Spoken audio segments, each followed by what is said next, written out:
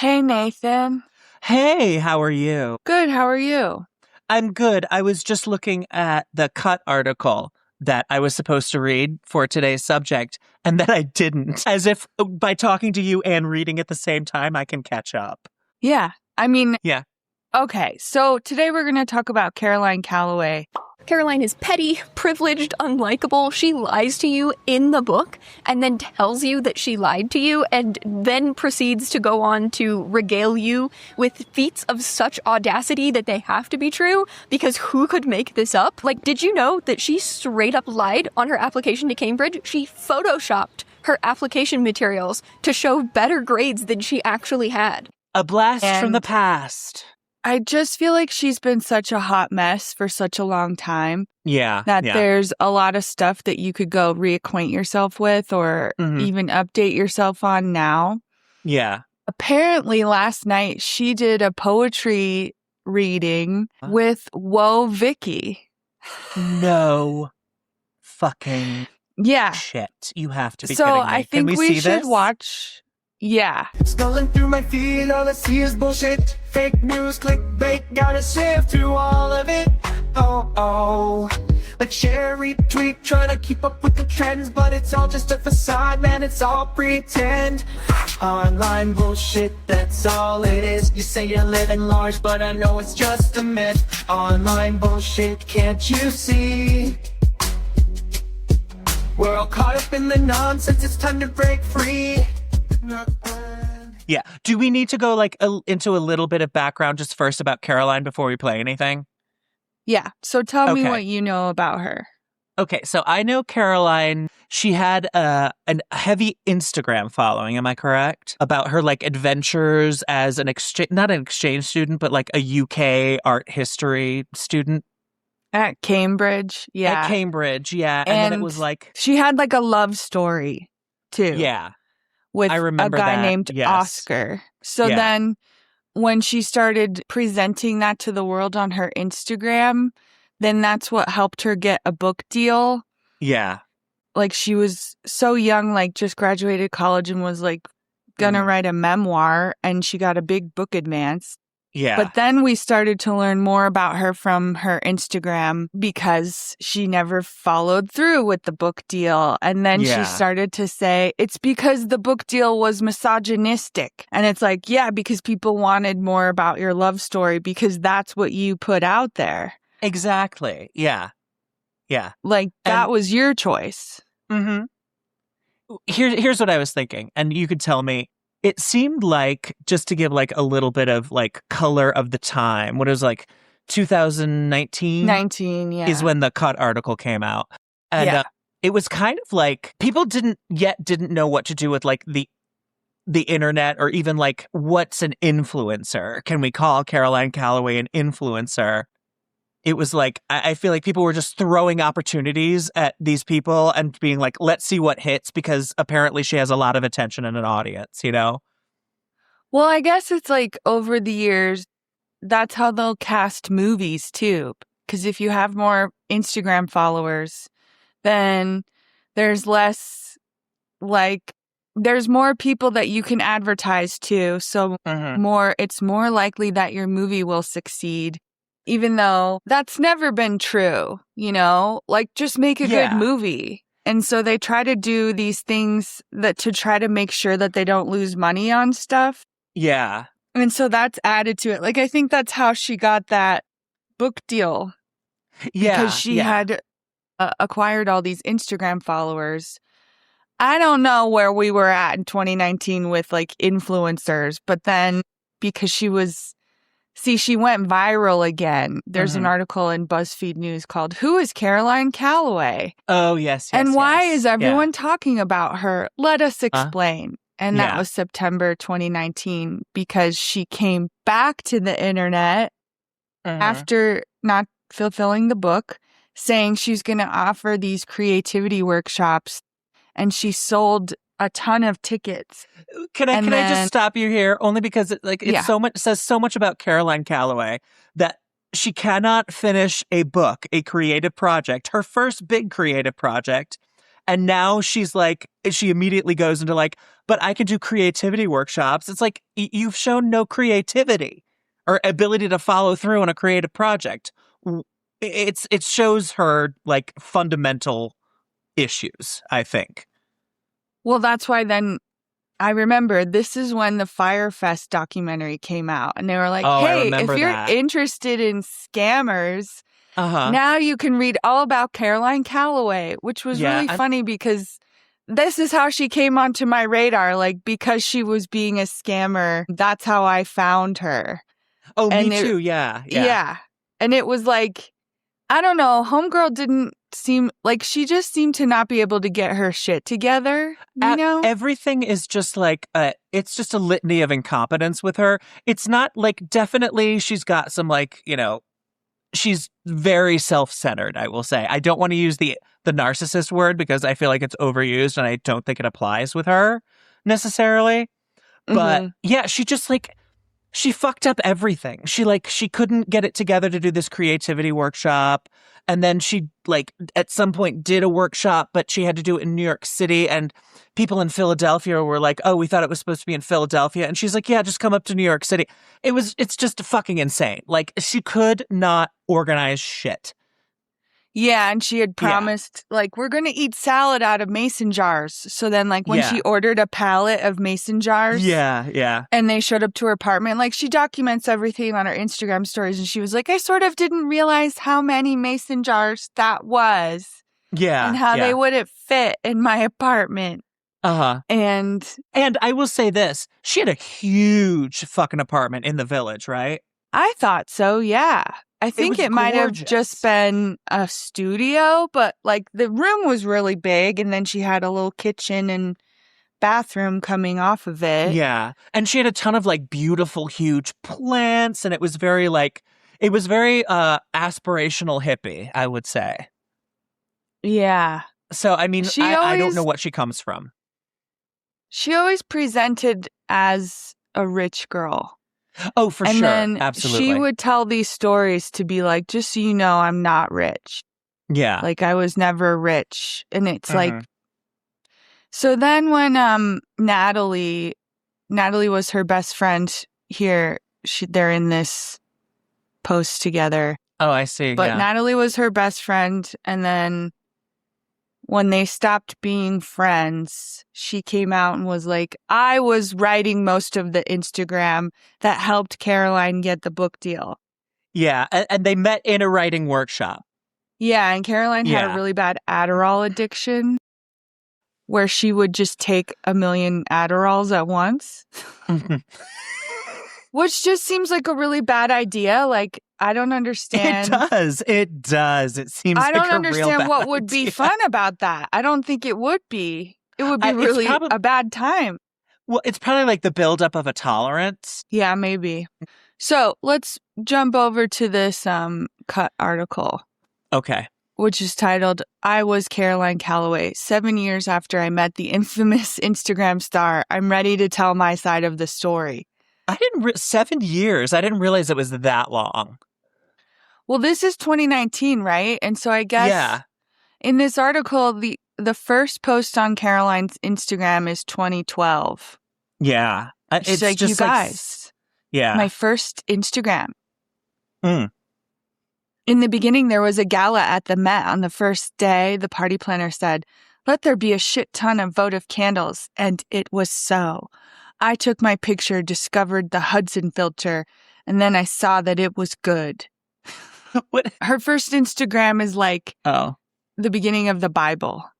Oh, okay. Yeah. See? Good, here, good for her. Look at this. I mean, I don't know how do we know what she came from besides what she claims? Because, I mean, I don't believe a word she says. Well, I have followed her Snark sub for years, which is called Small Bean Snark. Okay. And they say that, like, she grew up in Virginia, or, like, that's where her dad died. Yeah, Calloway is 27, grew up in Virginia. She describes herself as a dramatic child who at 17 changed her legal name from Caroline Gottschall to Caroline Calloway, her middle name, because she said she thought Calloway will look better on book covers someday. Yeah. Okay, so we know that from a very young age she wanted to be a writer.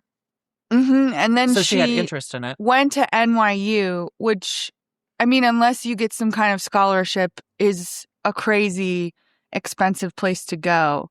Oh, it's insane. And it sounded like, especially from the Snark sub, she didn't really think about the cost of it, and her parents paid for it, even if maybe it was outside of their, what would be a reasonable amount for someone in their income bracket to be paying. Yeah. And then she spent a few years applying to go to Cambridge. Like, she got rejected a couple of times. And then she finally got in. And, like, she wound up being in college for more than 4 years, you know? Yeah. Yeah. Okay. So then she went to Cambridge, and I'm pretty sure she let Natalie stay in her apartment in New York. And she made it seem like Natalie was going to just be the house sitter and get to stay there for free. Yeah. But then after a while, Caroline was like, I actually can't, like, let you stay there for free. I'm just going to scroll down and find that in this article, okay? Okay. Yeah. She's constantly over-promising and under-delivering. Yeah. Okay, she says, a year after Caroline and I met, the world was introduced to Caroline Calloway, the influencer. That spring, at the end of my semester abroad in London, Caroline flew out to travel to Sicily with me. When she arrived, she told me she was getting more active on this new platform called Instagram. Apparently, she had posted a color wheel of macarons that had landed on the favorites page, and now she had 50,000 followers, mostly teen girls who wanted a life like hers. Caroline had always been obsessive and confident, but Instagram focused those qualities like sunlight through a magnifying glass. Yeah, it was like she was kind of like the OG, like Instagram or real life kind of thing. Because apparently she's very invested in like fancy shit.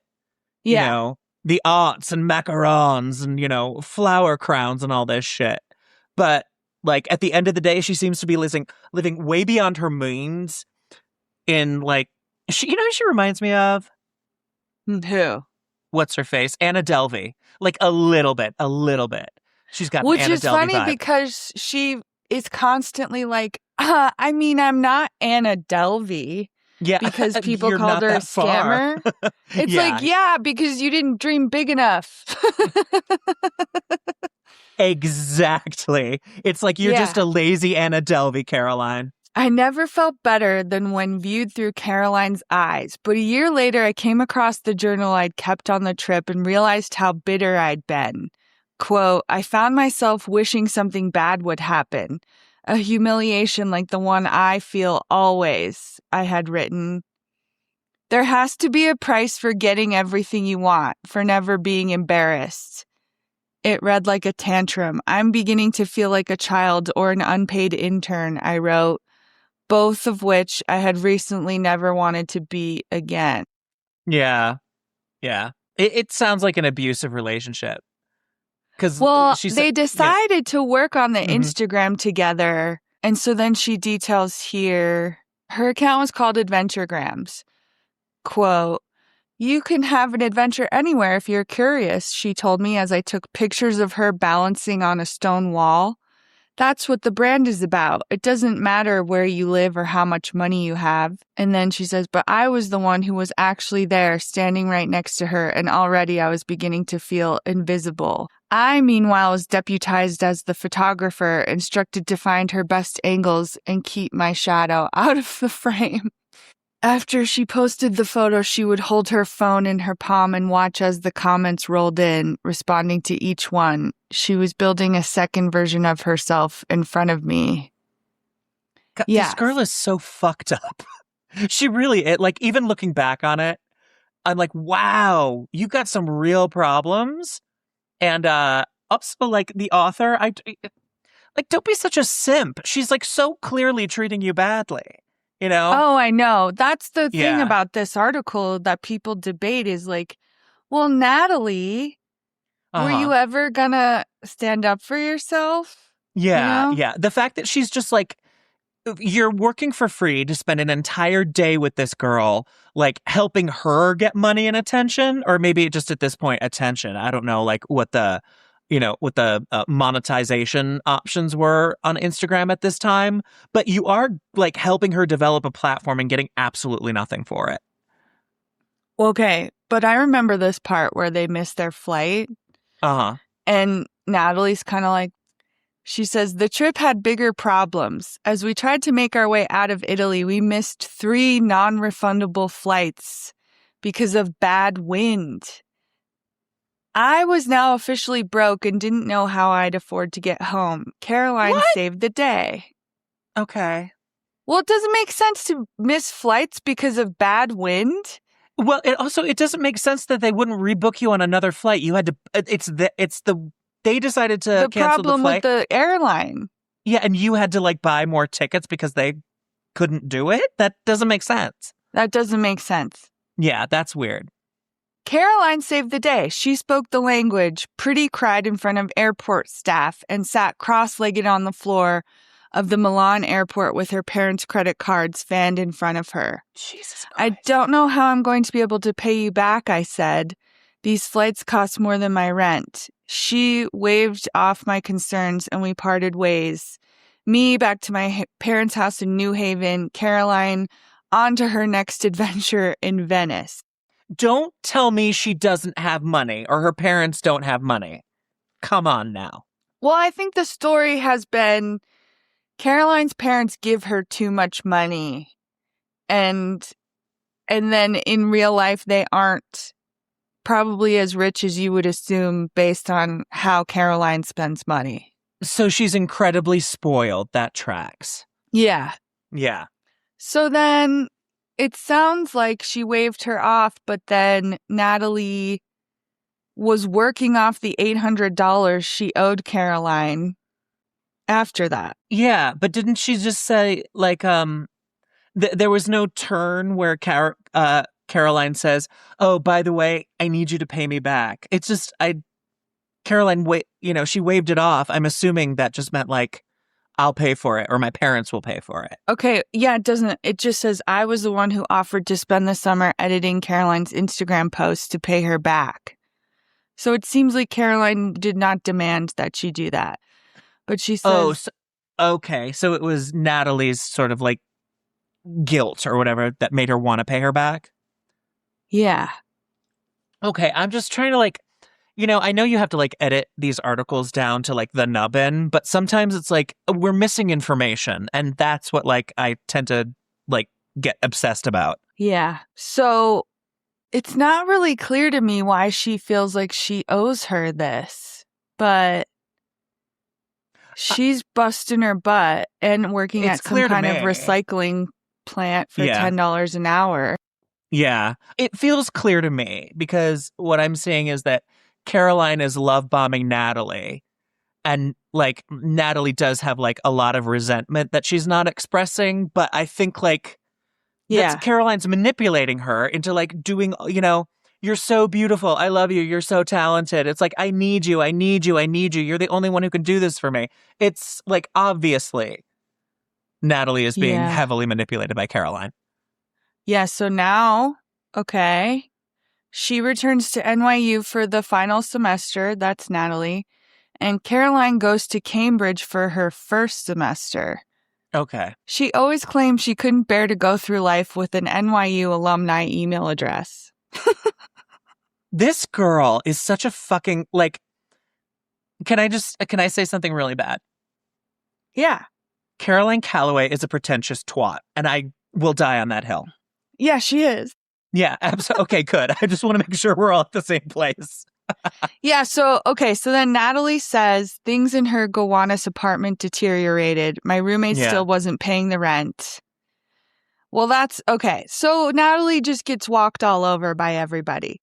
She really does. Yeah. My God. So then she says Caroline's West Village studio was sitting unoccupied, so I asked if I could sublet it for a few months for a reduced rate in exchange for working on captions.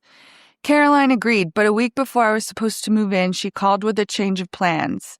Something about the value of gold having dropped and her family being low on money. Now she had to rent the apartment on Airbnb and needed me as the super. Oh my God. Greet the guests, clean the bedding. She would pay me $200 a week, which she assured me would be more than enough to rent some other place. She's literally Timu Anna Delvey. She is Timu Anna Delvey. I can't stand this. Well, can you believe that she was leaving it unoccupied? And then once Natalie said, hey, I have an idea. I'll sublet it from you. Then she says, I'm going to sublet it for a lot of money. Yeah. Because she's an opportunist. Yeah. She's a disorganized opportunist. Well, and I remember this part. The first day she's on the job, she goes into the studio to tidy up. There was a bag of months-old trash on the kitchen floor, and Caroline's white comforter was stained. I balled the comforter up, stuffed it under the bed, and sank to the ground. The night before, I had been on a date with an older man. He bought me a few drinks and took me back to his place in Bay Ridge, where he called me a whore and hit and choked me in bed. Oh, I'm having such memories. I can't remember this story being this crazy, but do you remember when this story came out that like two people tried to buy the rights to it? It was like Ryan Murphy and Lena Dunham. Fact check. This is a rumor that Caroline started herself and cannot actually be corroborated by facts. But go off, Queen. And I guess it's never been made because we haven't seen it. Oh, or unless it like went into like a different form and that was unrecognizable from the. I don't think so either. Yeah. But where he called me a whore and hit and choked me in bed. I'm like, oh, memories. New York City. Oh, yeah. Did that happen to you? Oh, yeah. But obviously for her, it's an issue. For me, it wasn't. But so I respect that. And then she says, that morning on the way to Caroline's, he texted, I hope your chest isn't still sticky. Ugh. Yeah. Oh, that's gross. Ew. It was only the second time I'd had sex. Jesus. Natalie, yeah. Boundaries, Natalie. Come on. I mean, also, she's very young. I have to, like, have some grace for that. If I were more like Caroline, I thought, more beautiful and fun. If I radiated girlishness, then men would view me as someone worthy of care. I would have my own midnight adventures with Italian gentlemen. My life so enviable that my only job would be living it to its fullest. And then she says the next day over Skype, Caroline, I don't want to be your maid. I'm sorry, I can't help you out, but can you ask someone else? Yeah. Oh, no, Natalie, I would, she said, her new boyfriend sitting supportively next to her. It's just you're the only one of my friends who needs the money badly enough to take the job. That's an insane thing to say to a human being. But I've had friendships like this where I'm the Natalie. Oh, yeah. No, here's the thing. Like, I've never been the Natalie. I don't have the patience for all. I don't have the patience for Caroline Calloway. I'm sorry. The first second, like seeing her in that flower crown tells me everything I need to know, and I know that we're not going to be friends. No, that's funny. I think it's like I was going to say Nathan is a Caroline and Katie is a Natalie. Yeah, but you're not really a Caroline, are you? No. I'm not a Caroline and I'm not a Natalie. Okay. Yeah. I guess she goes back and moves in with her parents, and her mom says, that Caroline girl is bad news. Yeah. While I struggled to find another job and stewed over how I'd been treated, she continued to post daily from Cambridge without my help, growing her fan base internationally and making new posh friends. I submitted captions we wrote together as work samples to corporate social media positions, but never heard back. Yeah, so she's not even getting like the opportunities she thought she would get from working for free. No.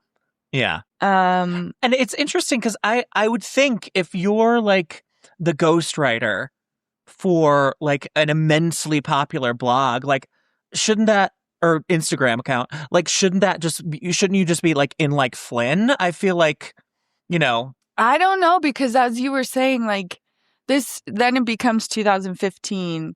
And I don't know if people were like even understood what was going on social media, because whenever you try to get a job somewhere, whoever's in charge is behind on whatever the trends are, you know? Yeah. No, absolutely.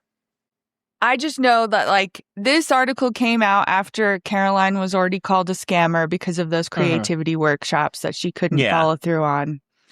Then Caroline had a huge crash out online about this whole article that Natalie wrote.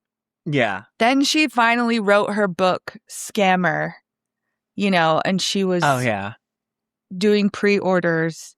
And then it finally came out. And it's so funny because in it, she says that she had like a lesbian crush on Natalie. Did you know she said that? No, did you read the book? I'm sure I listened to a podcast about the book. It wasn't like I didn't know lesbianism was an option. I was just so bi, it made me complacent.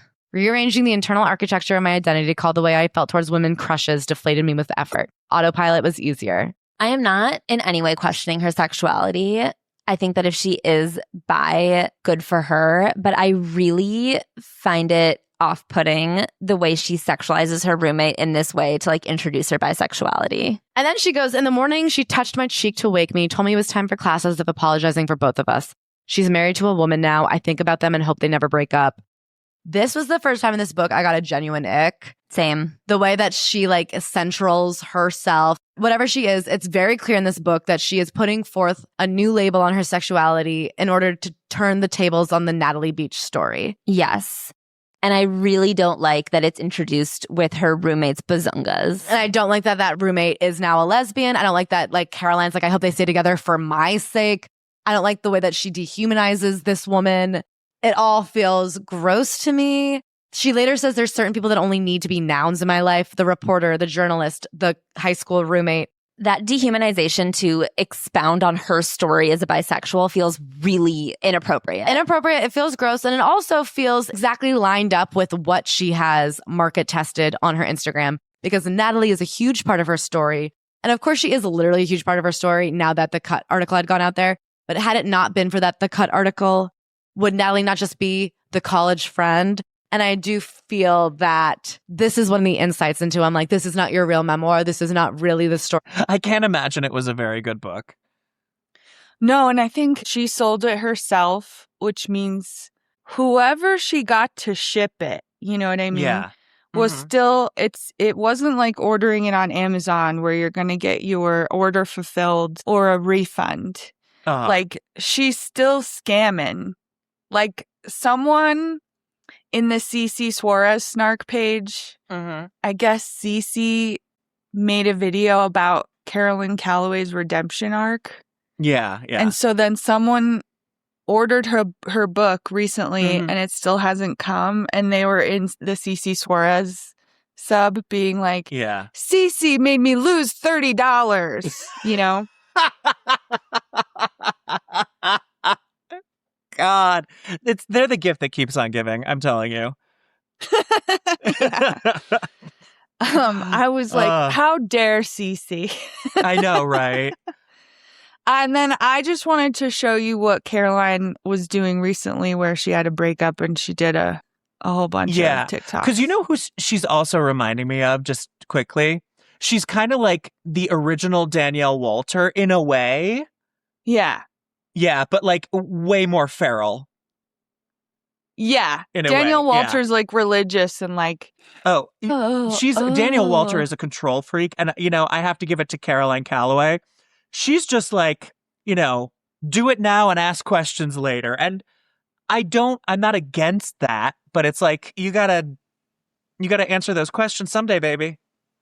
Yeah. Well, and God, there's all this lore, though, because she was still living in New York City, and then she was staying at her grandmother's condo in Florida for COVID, you know? Yeah. And she got some cats, and then she would, like, bring the cats out to bars with her because she's crazy. And she's stuck in manic pixie dream girl heaven. Yeah. Which And is like then no longer relevant by any means. she went back to New York to her apartment where she had been painting like the floor. She painted the floor white. Yeah. She did a whole bunch of weird shit to her apartment. And then she finally was like, okay, I'm going to move to Florida so I can save some money. Jesus and Christ. She tried to sublet her apartment to someone named Rachel Rabbit White or something like that. And then Rachel Rabbit White went online and was like, do you see how fucked up this place is? And like, I asked the landlord for help, and the landlord was like, this is an illegal sublet. No, you can't live here. I need to like take this over and fix it all up again. And then he sued her for $40,000 of back rent because she hadn't been paying it. I'm sorry. It's just like shitty choice after shitty choice. Boom, boom, boom, boom. All in a row. This is like potential lol cow territory. If she was more famous, she would be a lol cow because she cannot do anything right. Well, then she went on OnlyFans to make the money that she needed. I mean, she was good at that, I think, because she... Well, what did she do on OnlyFans? Was it like, full beef or just feet? Like, you think I know. She would dress like literary characters, and then she would like take her tits out, I think. I mean, thank God for small mercies. At least she's taking her tits out. So oh my dear Lord. On 6/7, 6/7. Oh hey. She posted the beginning of this like series about her breakup, which I just think was interesting because she sort of admits that she's never really had any steady income. Yeah. So she got into this relationship with this guy kind of because he had money, Yeah. Yep. Okay, want to listen? I'd love to. Okay. I want to get better at is coming on here and just talking. I feel like even though I've been online since the very first influencers were online, I never really made like straight to camera video talking. And so it's like a skill, a digital skill of mine that's like incredibly underdeveloped. But this breakup, I thought I would never get into a relationship like this. I always had really loving boyfriends. I mean, if you'll notice, there's never been a Caroline Calloway expose about someone like that I've ever dated coming forward. It's not because I haven't been a mess with them. It's just because I've picked really like kind people who really cared about me, and I really cared about them in return. And just like, listen, like Do you think that's true? I think she picked people she could walk all over, like Natalie. And I was that's thinking her version of kind. by the time they break up, they're like, I don't want a single thing to do with her, because if you made some kind of expose about her, then she would exploit you all over the place too. Oh, exactly. Yeah. And you can't beat Caroline Calloway. Like she knows what to do, and she's got the street cred as a fucking internet person where, she can make your life miserable even if nobody believes her. Yeah. So if I broke up with her, I'd probably be like, yeah, I'm not going to say anything because I don't want anything to do with this anymore. Yeah. Yeah. No, absolutely. Okay. There are lots of areas where my life is a mess. I don't have health insurance. My finances are in shambles. But like in the many pillars of life, in the many dimensions of life, like romance, it's one area where I sort of had my shit together. I picked good people. I didn't stick around with bad people. I really saw like liking me as like a pre-requirement for getting to date me. And I think that's such a healthy outlook. So it's like, how did I end up in an 8-month relationship with someone who so clearly just like didn't like me that much? And I want to share because I think it will be helpful. Because if it's helpful for even one person out there, that will mean a lot to me. Because I think the greatest magic I've ever encountered in this world is sort of that strange alchemy of when you take like the worst things that ever happened to you and you tell the story in a way that like means something for someone else. That's certainly like how I processed my father's suicide and still do. Like it. Can we stop for a second? Oh, go ahead. I was going to say, we forgot to talk about her father's suicide. That I don't recall, so go for it. It happened right around the time the Natalie story came out. Then she like what was in her Instagram stories being like, okay, so I just found out my dad died. And like someone found him in his house. So he had already been there for a few days, like decomposing. But it became such a thing for Caroline to go on and on about on her Instagram. That's what made me want to pause. Mm-hmm. But it was just like the fact that she brought up her father in this context. I'm just like, she seems to be like going for sympathy all the time in a way, right?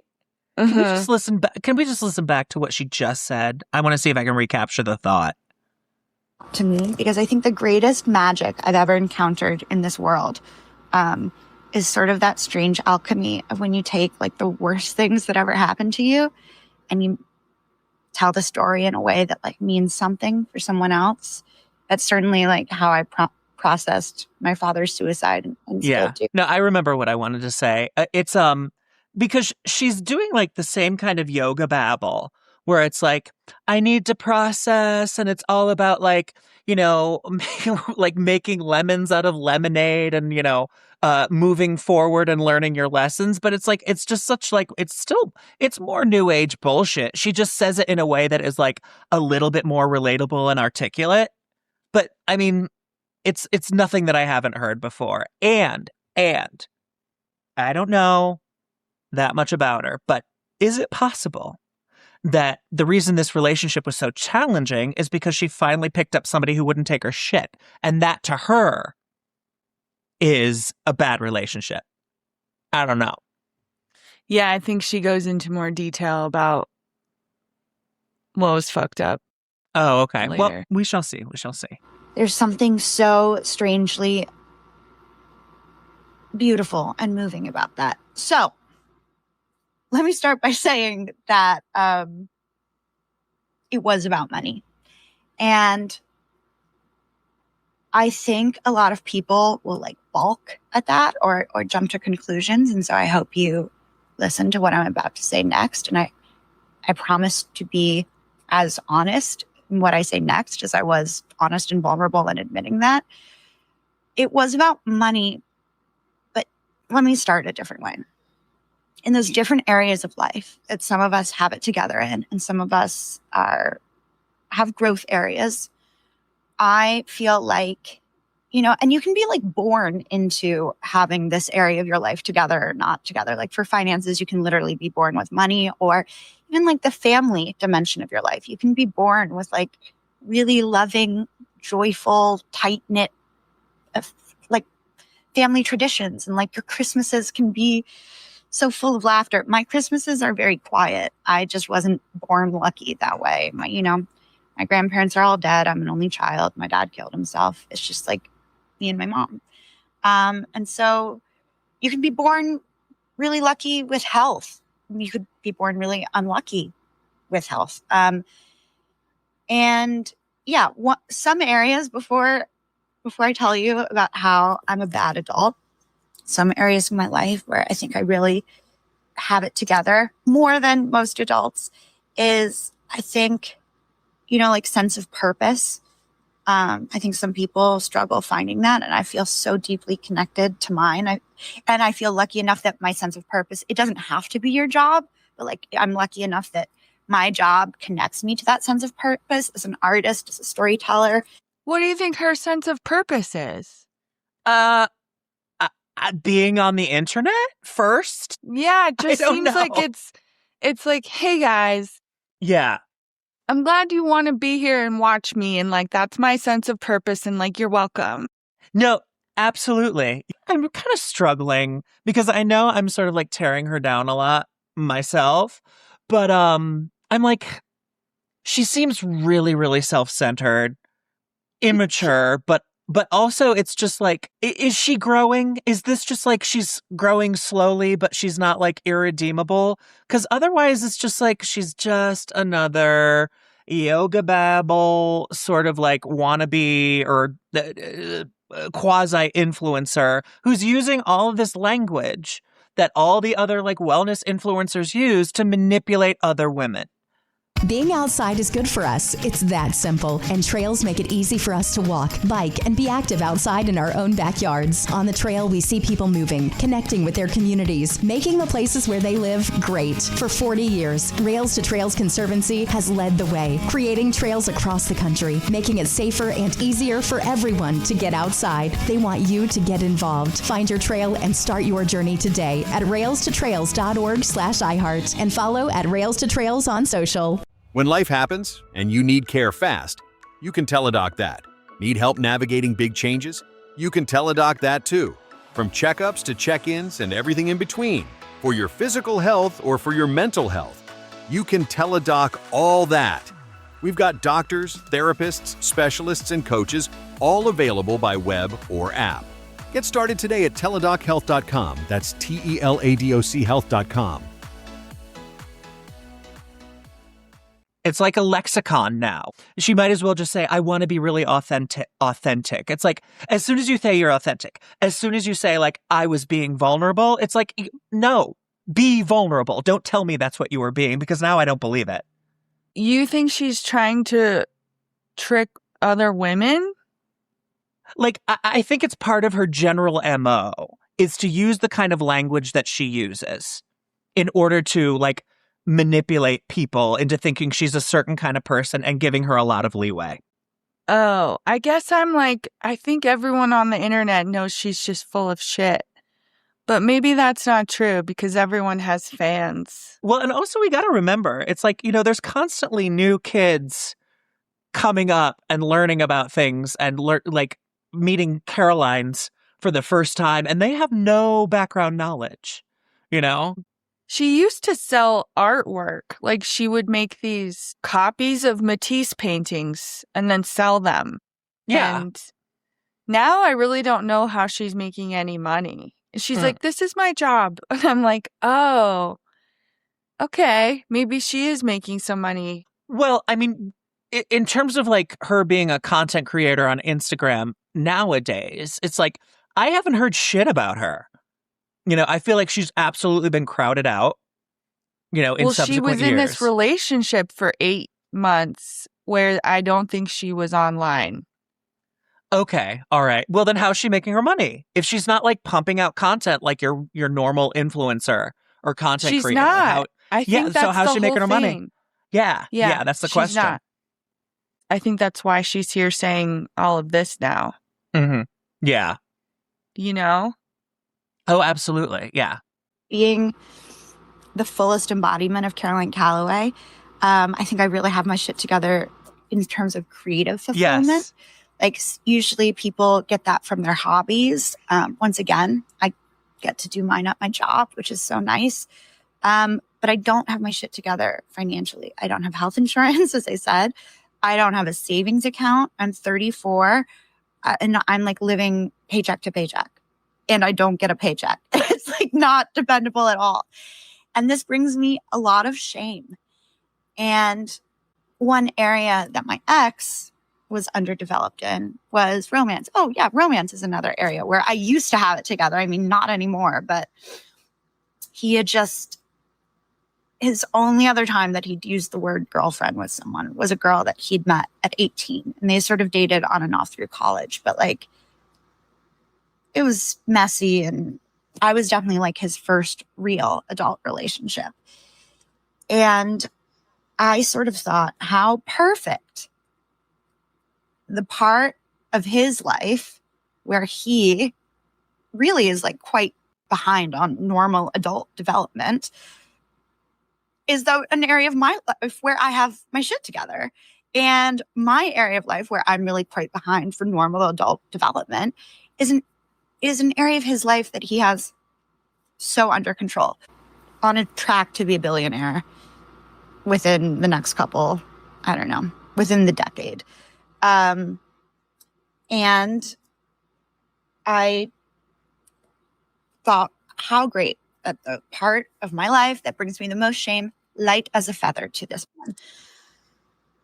And I guess I just sort of thought that we could each teach each other how to get better in those areas. He could give me some financial stability so that I could take on a greater like emotional load for our relationship, in terms of like teaching him how to be a kind partner, teaching him how to like move through the world in that little like team of two, just how to make space for another person in your life. And he could give me like breathing room financially by like, you know, place to live. He was like covering most of our food, like our Ubers, like all these little expenses that could help me start saving, get my shit together. And on top of that, I want to be really careful about like not going into detail on this and talking about it very, very broadly. For myself, I'll go into detail, but like he had a mother wound, I had a father wound. And I thought, how great. Maybe we can do things with each other that we maybe didn't get in our childhoods and make things right. So this is how I got into it. I'm running out of time, or like, I don't know. Maybe I'm just tired of talking. I feel like I've already said so much. I was laughing because she was like, I just got so tired of talking. Well, I gotta say, like, she definitely has like probably some kind of ADHD, because she doesn't have like a lot of executive function from what I've heard. You know? Yeah. That being said, I know I'm like insulting her a lot, but it's like she's very creative. Like, I will give that to her. But being a creative mind, I feel like it's like at some point you learn it's like you shouldn't be running shit. You're an idea lady. You know? You should not be trying to like create a business. That's not what you can do, you know? Maybe she just doesn't know what she is creating. That's what it seems like to me. Yeah, I mean, I feel like I'm often in the very same place where she seems to be in, where it's like she's kind of like stalled by her inability to get started on any one thing, you know? Yeah. Yeah. Anyway. Okay. Seeing the signs that something was changing. Also, I don't know if you can hear him over the kitty. AC. Aw. Yes. Aww.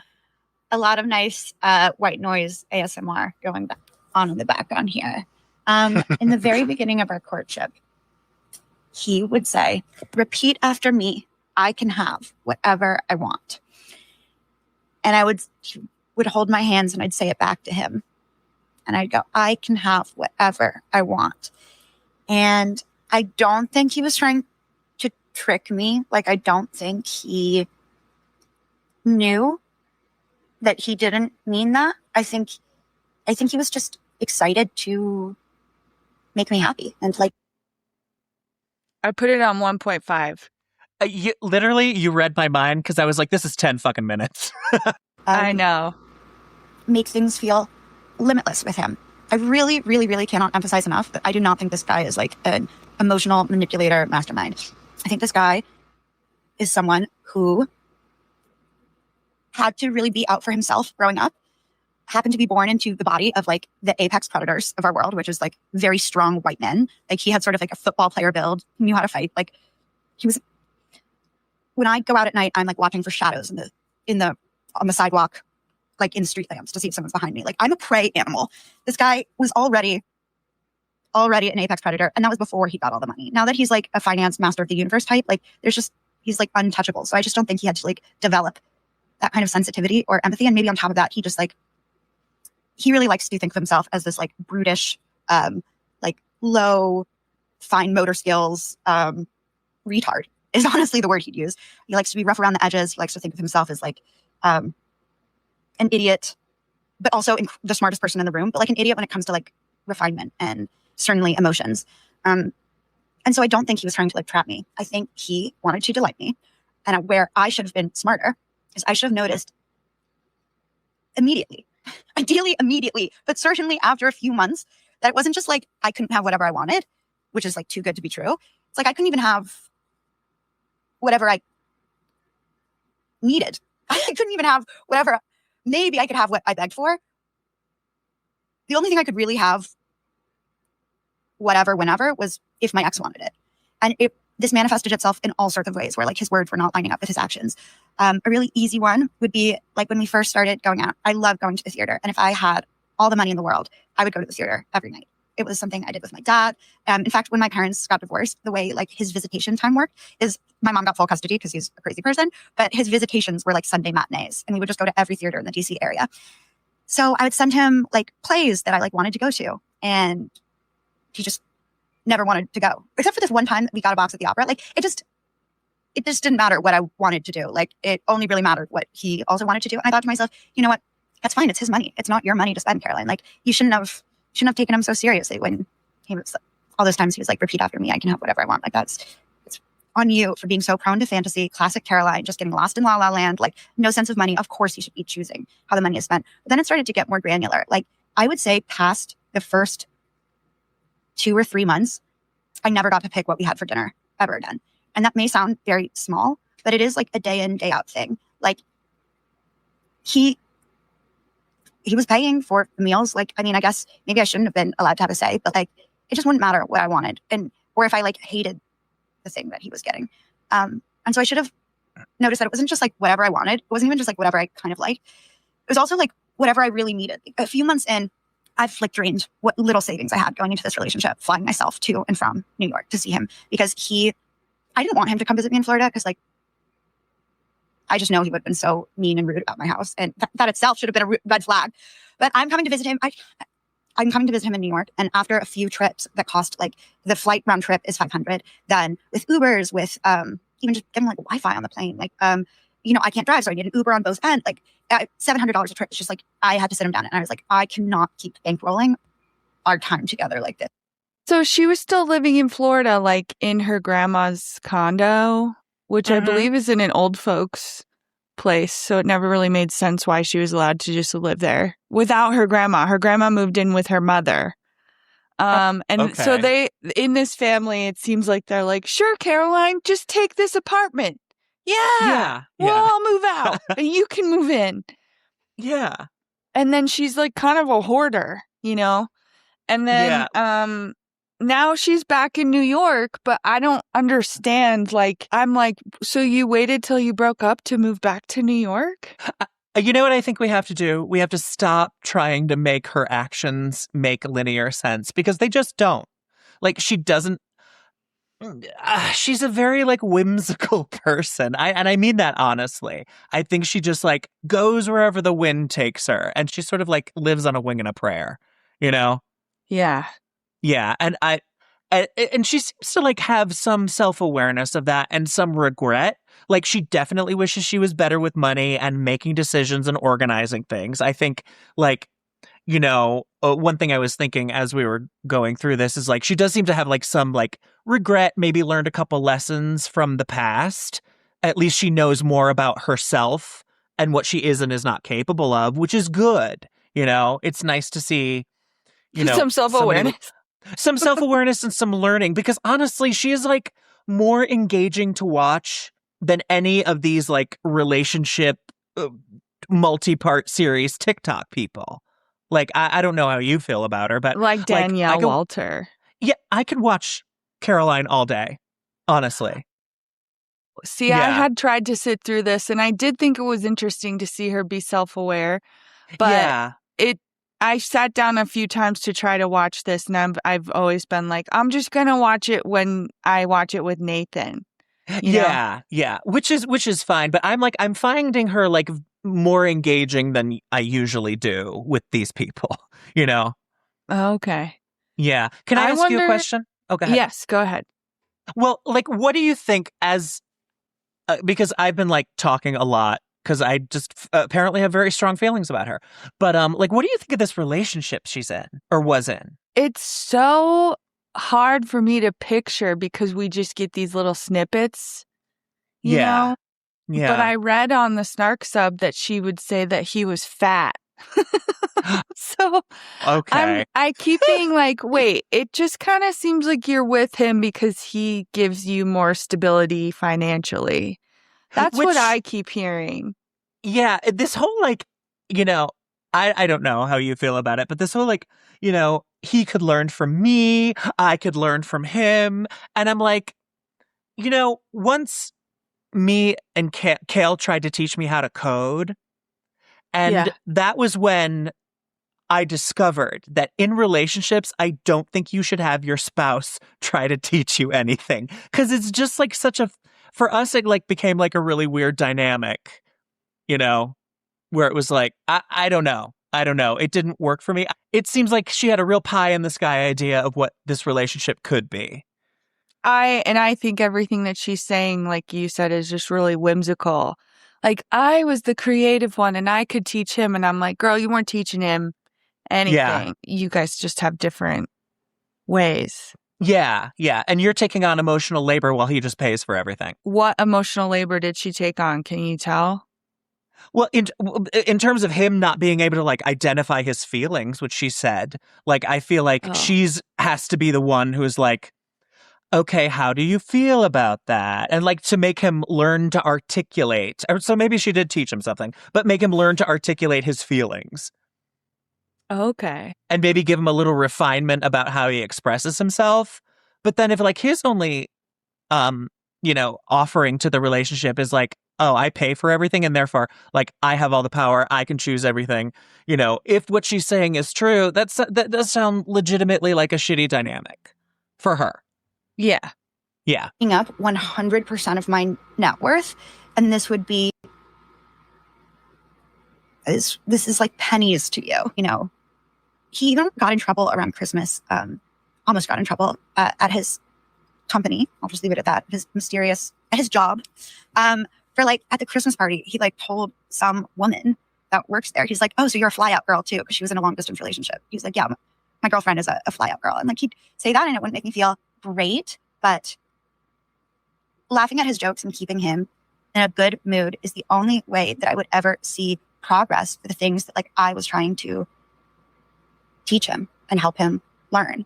And I'd really gotten it into my head that that was my duty. You know, he was shouldering more of the financial burden, even though if I was like, had really slowed down and thought about how the money was being spent, it wasn't being lavished upon me at all. In fact, the more time I spent there, and once he started paying for the flights, that was sort of the end of me going to like New York parties. Because the first time I came, I went to like, I don't know, probably like 3 parties in a row or something. I just went out 3 nights in a row. And he was like, you're treating me like a hotel.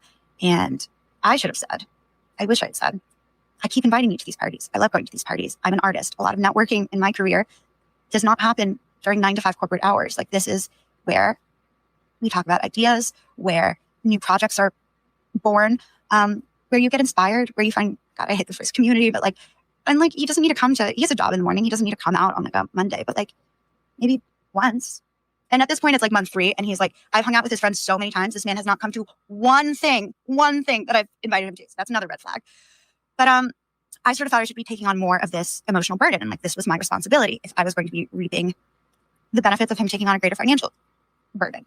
But then the domestic tasks started. And that is where it got even more complicated. And I'll continue this. Okay, when I saw her say domestic stuff, I thought she was saying domestic violence. That's what I was assuming. She's saying domestic tasks. So I think she's going to be like, then he wanted me to do cleaning and cooking. Yeah. Well, I guess we'll see. We shall see, yeah. Steph, I just want to point out something really quickly because this is one of the major themes I want to warn other girls about. And for a lesson that it would just mean a lot. It's too late for me to never make this mistake, but maybe if you've never made this mistake, I can keep you from ever doing it even once. And trust me, once is even too many times. It's brutal. I knew that to make the most progress in terms of teaching him how to be a good partner, he needed to be in a good mood. And what do I mean by teaching him to be a good partner? And what do I mean by him being in a good mood? My first mistake is that the sort of things that I was teaching him to be a good partner about are so basic, I shouldn't have even tolerated it. But we make excuses for like men's sob stories and like the past and like the little boy that he was. And like, you know, he never once really, I don't think the way I thought about him in my head, I don't think he ever even came close to thinking about what I must have gone through growing up, how he could bend over backwards for me, how he could make things easier for me, where he should make excuses for me. The sort of things I had to teach him to be a good partner is like, I'm not even kidding you. A huge win for me was I taught him that when, especially because we were long distance, when I say, I miss you, he can't leave me on red. You have to say, I miss you back. And this was a big problem for him because he's like, I'm not a parrot. Do girls just want a parrot? And I was like, listen, I hear you. And I'm glad that you value honesty so much. But yeah, like to lubricate, like polite day-to-day companionship, there are certain things that like merit a call and response. Like, I miss you. Like when I tell you good night, you can't just leave me on red. Like you have to say good night too. He's like, but what if I don't want you to have a good night? What if I don't miss you? And I was like, okay, heathen, you actually just have to say it back. And this is like a non-negotiable. And this is like the most basic of basics. Yeah, you would even tell him like, if I send you a nude, it was like, you have to heart it. You can't just like leave it on red. This is crazy behavior. So like, but in order for him to get this, he could not be angry or scowling or mad at me for whatever reason. And so what did it mean to keep him in a good mood? This meant anytime he wanted to have sex, it was available. I probably told this man I didn't feel like having sex. I could count on one hand the amount of times I said no in 8 months. I was his available, good time girl. It meant laughing at all his jokes. And most insidiously, it meant always validating his ego and his sense of reality. So like he had stories about himself that he liked to, we all have stories about ourselves that we like to tell ourselves. I just want to be like, congratulations, Caroline, you're dating a man. Being outside is good for us. It's that simple. And trails make it easy for us to walk, bike, and be active outside in our own backyards. On the trail, we see people moving, connecting with their communities, making the places where they live great. For 40 years, Rails to Trails Conservancy has led the way, creating trails across the country, making it safer and easier for everyone to get outside. They want you to get involved. Find your trail and start your journey today at railstotrails.org/iHeart and follow at Rails to Trails on social. I know. I mean, yeah, but I don't, it's hard because we're not getting any good stories about him. So it is like, girl, what are you doing? Why are you in this relationship? Yeah. But that's what happens when people break up. And this is probably what we wanted KW Bogan to do. yeah. But also it's like, why are you dating him? It's like, you know, part of the reason why you're dating who I'm assuming is like an inveterate finance douchebag, because that's what he sounds like.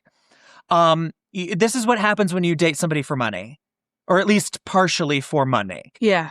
You know, you have to like kowtow to his little tiny moods all the time because you're constantly afraid of like, honestly, like losing your financial position in the world. And if you have no savings, you have no health insurance, it's like, This is a fucked up toxic dynamic just by the nature of your financial dependence on this guy who, you know, just doesn't seem to be great.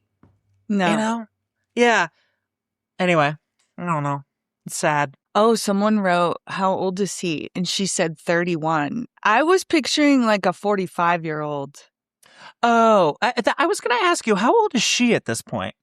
34. She just said it. Okay. Yes, you're right. Okay. So, yeah, age appropriate. I could see that he's young, though, because he sounds like a young guy who hasn't like had to like have a lot of girlfriends issues with, well, yeah, and issues with the way he like talks in public, because he's probably cute. He's got a lot of money. He doesn't have to worry. But maybe someday he will learn to fucking be a human being to people. Right. And not call that honesty, you know, because that's always a cop-out. Yeah. Yeah. Yeah, like he's at work saying, you're a fly-out girl to some other girl. It's like... Yeah, that reminded me of like Alex Cooper, like the early days of Call Her Daddy. Yeah. Where she was talking about like dating sports guys. And she was like, like, you could have called her a fly-out girl, right? Because they would just like fly her in to like, you know, take her out, have sex with her. And that's basically what he's calling her. You know, it's not a nice thing to say about your partner. No, It's which is why nuts. it's like, don't say that to someone at work. You know, you'll get in trouble. Yeah, and that's not honesty. That's just being mean. And also the thing about like her wanting to be like, you know, just like tell me good night or whatever.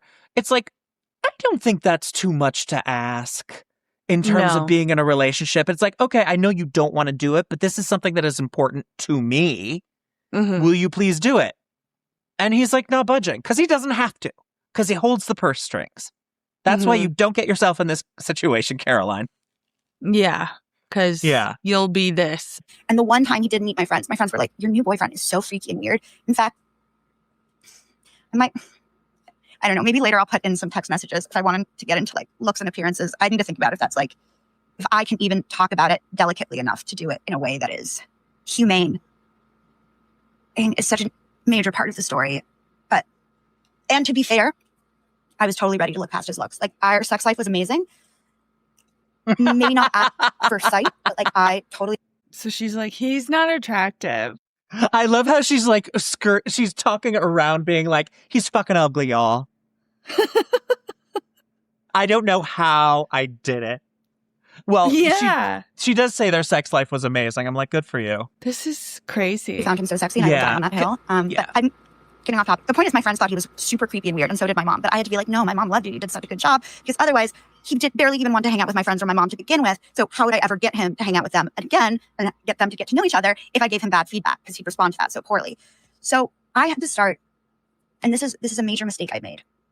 I thought that I was strong enough, smart enough, like resilient enough that I could keep my own internal sense of reality while outwardly with my words saying something else. I thought that I could shift. I thought I could fix these problems by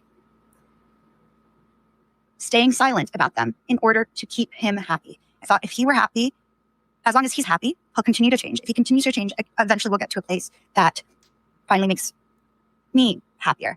What I did not anticipate, and what you must learn from me, is that I think I have one of the strongest, I'm myself in spite of myself. I go into situations and I think to myself, Caroline, it would be so much better if you could just behave this way for this night. And I still can't do it because I just ooze Caroline Callowayness. And I love this about myself. It's also a curse, but it is for the most part a blessing. And I thought, my God, if anyone can handle like keeping an interior world in focus, it's me. I've been training my entire life for this. Like, I know exactly who I am. I know what I feel. Like, I have such a strong sense of self in that way. And the metric of whether with each social outing, which again, always with his friends, only once ever with mine. And even then I had to bring them. Actually, no, there was twice. He left the house once for my friends in 8 months. And then the only other time I got to see them with him was when I brought them to his house. But in general, I was like, yeah, only with his friends. And then afterwards, whether or not he would be icy and surly and brusque with me, or whether he'd be jolly and give me cuddles and praise, is basically like how often I spoke. Like, it was a word count issue. Like, the less I said out loud, the happier he'd be when they left. And he would have a different read on this. I think he would say, oh, you were being such a good listener. It's so important for you to learn how to listen. And, you know, he'd have this impression of me when I wasn't being, like, that would be him praising me. And then if I talked a lot, God forbid, laughed at something too much or got excited about something. It sounds like her cat is in the background making her drinks. Like, oh my God, she has a bartender cat? Yeah, like a bunch of ice cubes. It sounds like keep going into glasses. No, yeah, it sounds like he's stirring in the gin, you know, making a really complicated drink for his mistress, who is both like, you know, laying it all out there emotionally. She's going to need a nice big G&T. Yeah, exactly. What a good kitty. It is hard for me to get on board with why she was ever with this guy. He sounds like he sucks. Yeah, you know what? Here's one thing I was thinking. Tell me if your take on it. But I feel like guys like this, who like he obviously, you know, as she says, he has this vision of himself as like rough around the edges. And like, I can totally get like being in Connecticut, being working class, but then being around all these rich people and having to like somehow like figure out a way to like navigate your way through these different classes and finally just being like, fuck it. I'm going to say whatever I want. But at the end of the day, guys like this, they date her because they're like, oh, she's crazy. And, you know, she's different than any other girl I've ever dated before. And after that initial sort of fascination kind of wears off, then they want you to be what they need you to be as the relationship goes forward into marriage. And like, Yeah. It's a tale as old as time. And to hear her experience it is heartbreaking. Like, because I'm just like, I like, part of it is like, you did make a choice, but I think she knows that now, you know, that it was destined never to work because of the dynamic set up between them financially from the get-go. Yeah.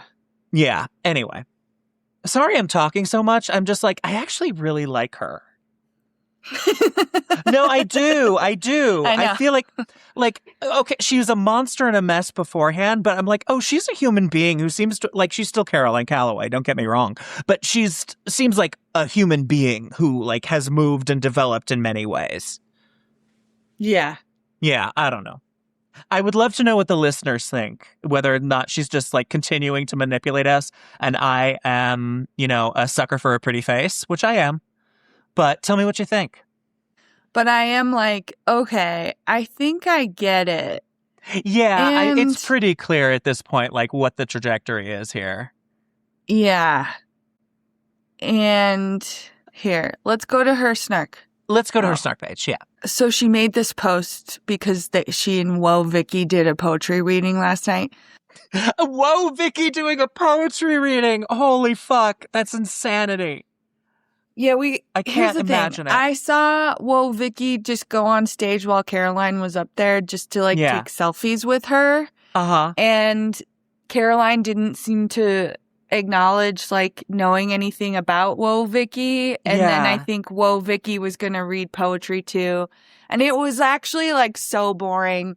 And now I guess she's on her Instagram story saying, gonna be so fucking real with you. I did not enjoy being on stage with a girl with 4 times as many followers as I have while she scrolled on her phone behind me.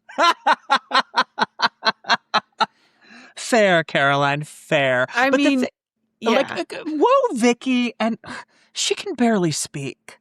I mean, I can't imagine her reading poetry. This is my Michael Jackson poem.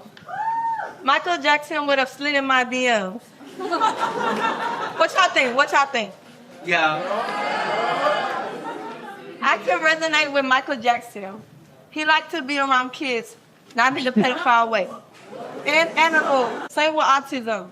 That's why I love autistic kids. Yes. Just love. That's why God says something very good about the kids. Up next is legends. Michael Jackson is gone. Prince is gone. Madonna is still here. Lil Tay is gone. Bad Baby is gone. Whoa, Vicky.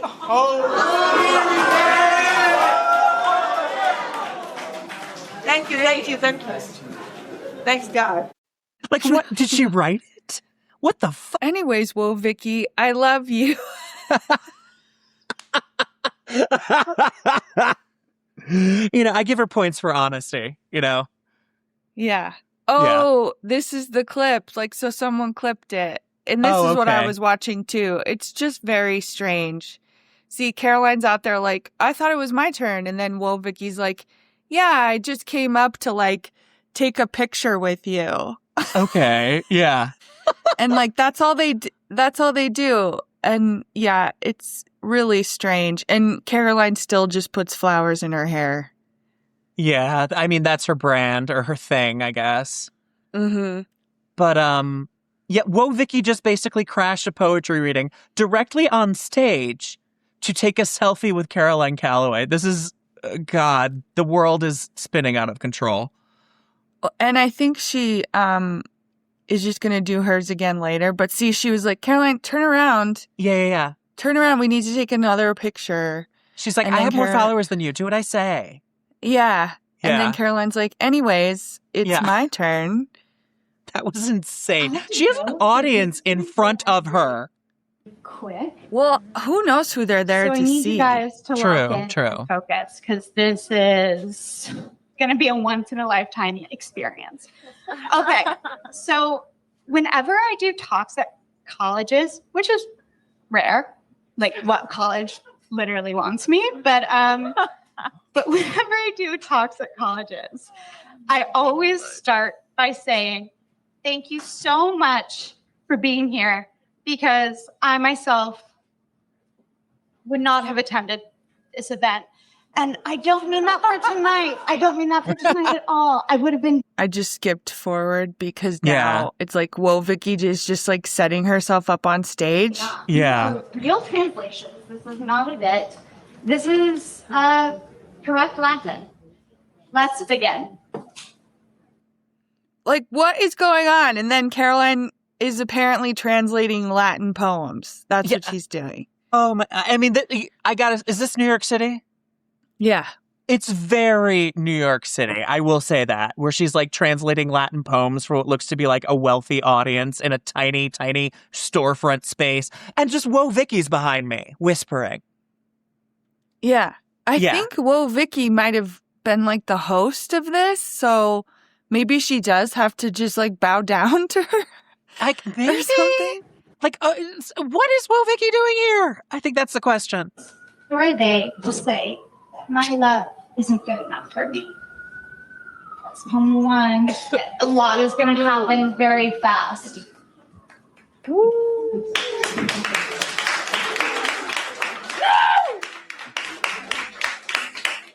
Okay. I need your take on this. Is Whoa Vicky, like, because she's kind of looking down, and one part of me is like, oh, she's following along, diligently with the poem as Caroline recites it. And she seems to be, like, engaged, but then also she's kind of like, if she's not looking down at, like, the poem itself, she keeps on checking herself in the camera to be like, am I still serving? Yes, all right. But I don't know. What is she doing? I think she's looking down at the live stream. So she's looking at herself. And that when she turns around, she's like, I'm looking at the audience that's watching this. And she engages when Caroline says anything that sounds kind of biblical. Like she said, I have sinned. And Whoa Vicky was like, woo! No, and then at one point, Whoa Vicky did start being like, when she was talking about, I don't know, something womany. Whoa Vicky did start like sort of like nodding along, like she was, amen, girl. But otherwise, I'm like, what are you doing, Whoa? I don't know. This is so weird. This is bizarre. Guys, you gotta watch this. It's, what's it called? Caro at Whoa Vicky poetry reading. It's just like, it's so strange. There's a link to this 5-hour live stream that Whoa Vicky put up because she and Clavicular both do these like kick live streams. Yeah. Where they're live for hours. Oh my God. So yeah, you can watch this for 5 hours if you want. And she doesn't do anything. She never does anything. Nobody on live ever does anything. Yeah. Except for us. It's just like, this is so incredibly bizarre. And then like, her and Clavicular are a perfect match of mental nothingness. So great. Find each other. I love it. Yeah, but she can't stand him because he seems demonic. Oh, right. And he's too pretty. So she feels like the man in the relationship is Yeah. Also, if you have too much sex, you will become gay. So is that what that's one of her theories? Yeah. Yep. Uh-huh. Totally. Yep. She is on the vanguard. She knows things that we do not. That's all. So we're still on the snark board and we're sort of like scrolling through it. Caroline Calloway in a bikini. Yeah, so here she is texting someone saying, why did you sign me up for that? Being on stage with an internet girly who had twice as many followers and is completely uninterested in what I have to say and is scrolling through her phone is my worst nightmare. Yes! Mitchell, why did you do this to me? And then he says, Caroline, this is a misunderstanding. She wanted to come out because you were the one she wanted to meet. I was trying to take her phone. Good fucking luck. And then, so Caroline's posting this on her story and then making it into a joke about how she almost did a diss track with Whoa Vicky, but it sounds like she would be dissing Whoa Vicky. Yeah, like between them, I guess it would be a thing. Yeah, maybe here's the thing. We heard her talk about her financial issues. So I kind of think she's leaning back into being online all the time. And like here she is saying that she needs to ship out her books by July 31st. That's the goal I made with my ex, and now it's a promise I must keep to myself, question mark? Yeah. Next slide. She was really hoping this guy would help her get her shit together. And I'm like, girl, you just need, you need a business manager. Yeah. She lost her state-issued ID. She's completely fucking fucked. I was literally Googling 26-hour-long Amtrak train trips when it occurred to me to check if global ID was valid for domestic flights. I am identifying with her so hard right now because she's just so like ADHD and messy. I do this shit all the time. You know it. I lose things, in 2 seconds. Yeah, this is so amazing. And then she's out. She does this a lot now where she shows off her outfit and she's like, today I'm wearing an outfit that my ex would have hated. Yeah, because it looks like shit. And then people are like, hey, well, I'm glad she's having fun again. And it's always interesting to see her face with less editing. Yeah. Yeah. Oh, and it also says, I'm getting tired of all the face shaming comments. I'm like, Caroline is very pretty. I think because her lips have gotten significantly bigger. Oh, got it. Okay. And then apparently she's done a lot of face editing. Oh, I see. So we don't know if what we're seeing is what we're saying. Being outside is good for us. It's that simple. And trails make it easy for us to walk, bike, and be active outside in our own backyards. On the trail, we see people moving, connecting with their communities, making the places where they live great. For 40 years, Rails to Trails Conservancy has led the way, creating trails across the country, making it safer and easier for everyone to get outside. They want you to get involved. Find your trail and start your journey today at railstotrails.org/iHeart and follow at Rails to Trails on social. Yeah. Oh, yeah. And then I saw this where it said Hollywood agencies are scouring Reddit for short stories that could be turned into movies following the success of Backrooms. I forgot I was going to tell you about how I went to see that movie, and it was very strange. Oh, wow. Because I've heard of it. It's very, very, very strange. Yeah, I'm surprised they haven't made like some no sleep stories, like the famous ones, into like movies yet, because they're fucking terrifying. Well, I guess now that's the thing. Now they have this idea because if this was successful and then other stuff on Reddit must be successful, it's just like the influencer thing, so Hollywood is like, I know, let's go make other stuff that's already popular into content. Yeah. Which is, I don't know. I have a lot to say about it, but it's not for here. So can I ask you a question, though, as we scroll through her snark board here? Like, you've looked through it, I presume? Mm-hmm. Like, what is the general, because, we've talked about this in the past, like what snark boards are kind of like, they all have their own sort of like internal rules emotionally. Like, what's the deal with her? Because it seems to me some people are like, I'm trying to be nice to her. I want to, encourage her when she's doing the right thing. So they're not completely like just, slam her all the time sort of thing. I don't know. There's just so much going on with her. Yeah. I think they were happy when she made this TikTok series where she was kind of honest about her breakup. Yeah. And then someone said, this is the example she shows to try and make her ex look foolish for discouraging her art. I guess, they are still snarking. They're like, yeah, this is a dumb painting she made. Yeah. They're comparing it. Do you know what this is? That's from Napoleon Dynamite, right?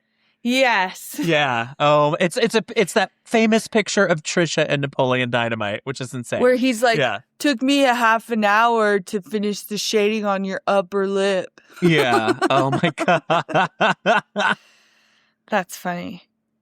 So she comes on all the time. She takes these selfies. I would do a poll asking if you think I could change, but I fear I must just keep believing in myself and keep it moving. Do you think And this she's image is just- face edited? No.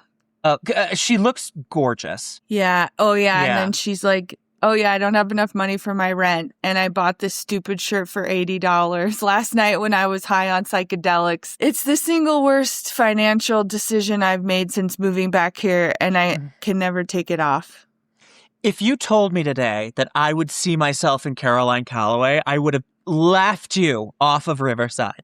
But here we are. Oh. Yeah, that's exactly something I would too. Except I would be smart enough not to have a $6,000 rent. That's fucking insane. Well, If you, I'm like, don't how have did health you insurance. get someone to sign an apartment to you? Yeah, I mean, she's got lots of rich friends, I have no doubt. But, you know, if you try to get into an apartment in New York City, they make sure you have enough money coming in. Well, I'm sure she had her parents co-signed or the boyfriend co-signed. Huh. Yeah. They were saying earlier that she's legitimately dangerous and not in a funny way. No, she's not. These snark boards, they just pick somebody and they just, I don't know what they're doing, but I need more evidence that she is a potential mass murderess.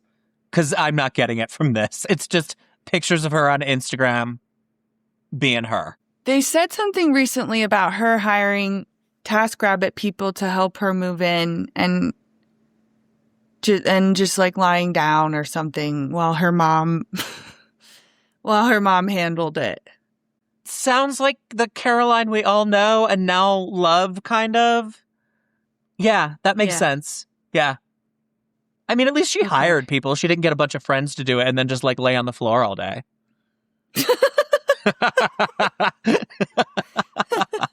Could you imagine like getting all your like, I'll get you pizza, and it's like, you know, everybody's gonna get together and move, and you're literally just like in bed as they move your bed into the truck. Yeah. So yeah, see, with this stuff about her breakup, they have a lot of stuff to say. Yeah, about I mean, it. I guess I kind of get it. She is like, she's ridiculous. And there's definitely like a certain and set. you see yourself in her. I do.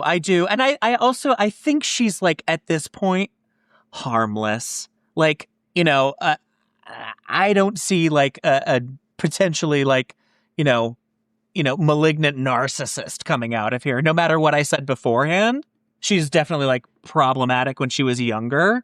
But, you know, she seems to have like, she has self-awareness. She seems to have grown. Yeah, and I'd say don't buy anything from her. No. She You're would never say gonna that. Get it. She would be like, yeah, I'm going to write it. Don't buy it because it'll never happen. But I'm writing a book. You should buy it. What a mess. Yeah. Yeah. I just wonder if her fans are mostly girls or boys. Because when she got kind of successful on OnlyFans, Yeah. I was like, maybe she has a bigger male following than I knew.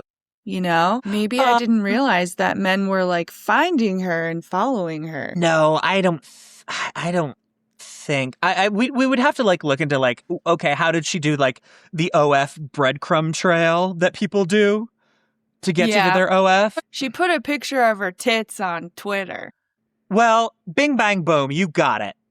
Yeah. Yeah. That's all you got to do. Good for her. She had another post the other day where she was like, I finally kissed somebody new. And I'm like, I just think she's good at finding guys, you know? Oh, I don't see why not. Like, Yeah, she's I guess engaging I'm and like, very, very pretty, you know? and she's That's a manic for what it's pixie worth. dream girl. She is a manic pixie dream girl. And she's like, you know, she's smart. She's a really good conversationalist. She's got like on the surface until you find out what like lies underneath. She's the whole package. She really is. Yeah. Do you not think so? I mean, I'm also gay. I don't know what straight men want, but I would think like she'd be great. I think it's like, it sounds to me like that guy liked her as arm candy and then didn't want her to have a personality. And she does have a personality. Oh, yeah, And she wants And a to be messy one. funny. Yeah, and like when she's on stage, she like thinks that people are going to laugh at the things that she says, but she isn't really there to do comedy. I don't know. She has a very, like, at this point in her life, she seems to have like a very self-deprecating kind of wit, which I can imagine, like, if she's going to be in this culture where it's like women should like stay silent, like she would be considered like loud and too boisterous if she's going to like make fun of herself the way she does. Because that's the funniest thing about her. She's just like, she's very much like, yeah, I'm a fuck up, and I'll tell you all the ways in which that's true. Right. I mean, that's the thing. You can't say she doesn't realize that, or, you know. That's why I'm like, don't buy anything from her. The posts in that sub used to always be like, well, I decided I'd order a piece of her art, and it's never come. Yeah, of course.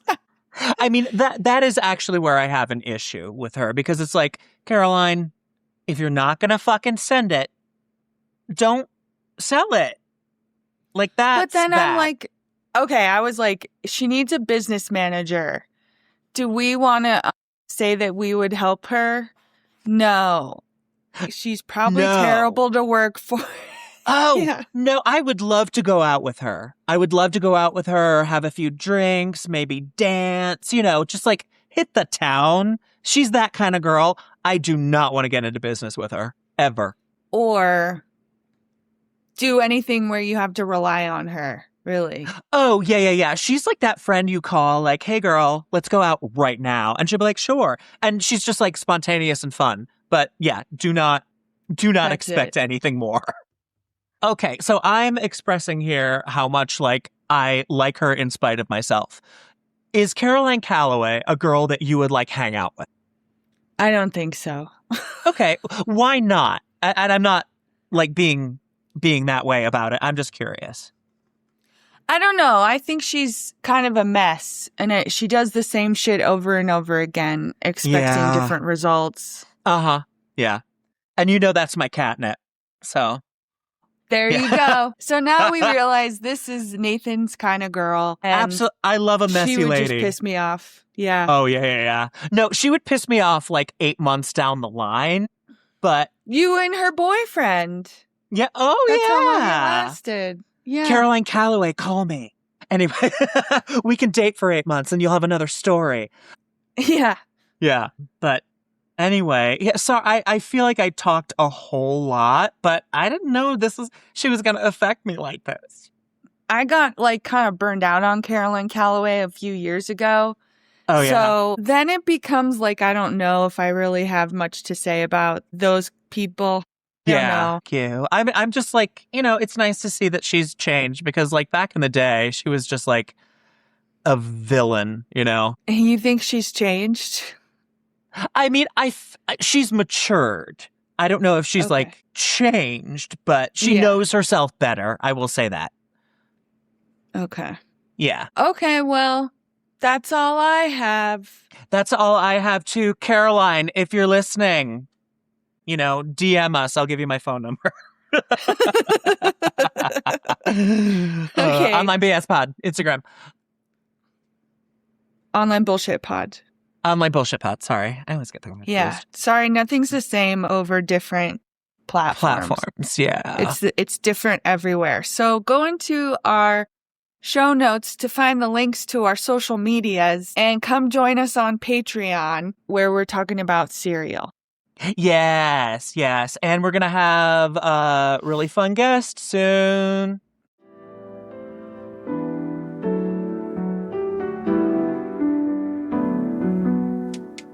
Scrolling through my feed, all I see is bullshit, fake news, clickbait. Gotta sift through all of it. I share, retweet, trying to keep up with the trends, but it's all just a facade, man. It's all pretend.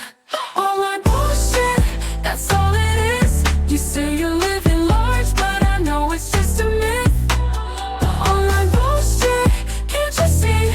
We're all caught up in the nonsense. It's time to break free.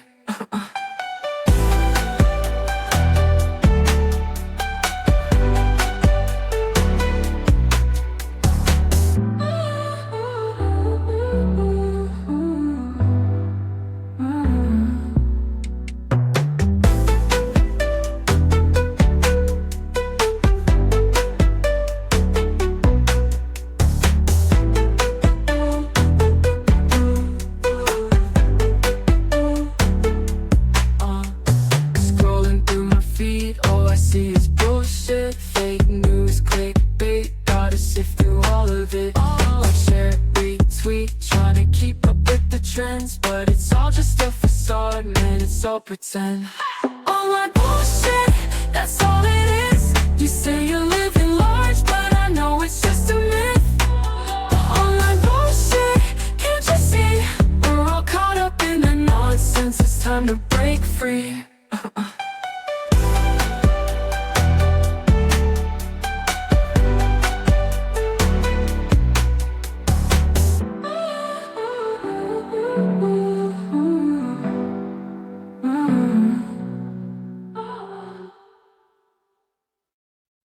Being outside is good for us. It's that simple. And trails make it easy for us to walk, bike, and be active outside in our own backyards. On the trail, we see people moving, connecting with their communities, making the places where they live great. For 40 years, Rails to Trails Conservancy has led the way, creating trails across the country, making it safer and easier for everyone to get outside. They want you to get involved. Find your trail and start your journey today at railstotrails.org/iHeart and follow at Rails to Trails on social.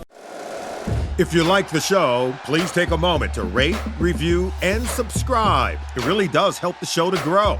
Thank you for listening.